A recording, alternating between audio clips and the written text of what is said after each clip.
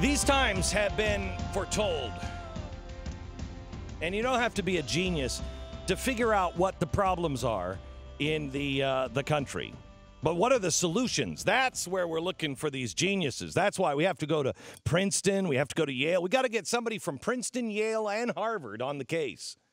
Because the solutions are going to be enormous and so heady that the average person won't be able to figure them out. I mean, it's going to take somebody who has so much earthly education to figure out how to fix this thing that we won't be able, us mere, peons will not be able to figure it out nor understand exactly concepts like, I have to destroy the free market system to save the free market system. I have to be tolerant by being intolerant. When simple-minded people might just think that really it's because our society, our people, us, have become lovers of self, lovers of money, proud, arrogant, abusive, disobedient to our parents, ungrateful, unholy, inhuman. We're slanderers. We're haters of good. We're treacherous, reckless, swollen with conceit, lovers of pleasure, much more than lovers of God, holding the form of religion, but denying the power of it. Simple people might think that that is the problem, but those are the simple people. We need to get some geniuses in here to figure it out. It is the simple that will confound the wise. If we're willing to stand. If we're willing to see. Too many of us are blind. We had a caller recently, just over about 6-7 minutes ago. And he said, Glenn, how do I get people to pay attention to what's happening in the Middle East with ISIS?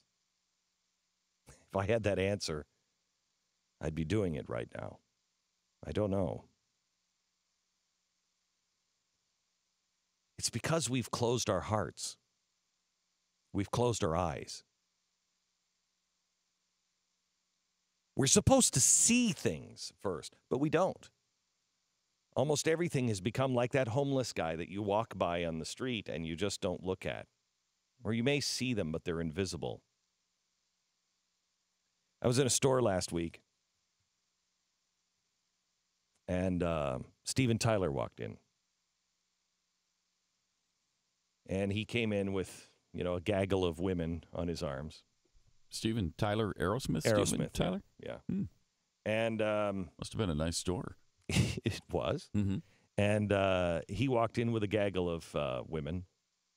And the guy who's helping me went to help him. And as Steven left, the guy came back to me almost with tears in his eyes. And he put his hand out for me to shake. And he said, "May I thank you for something?" And I said, "Sure." And he said, "Thank you for actually seeing me." I said, "What do you mean?" He said, "You've come into our store several times." And he said, "You always see me." He said, "I just spent 20 minutes with somebody who I don't think even recognized that I was a human." We don't see things anymore. Because if we see things, it requires us to do something. And too many of us don't know what to do.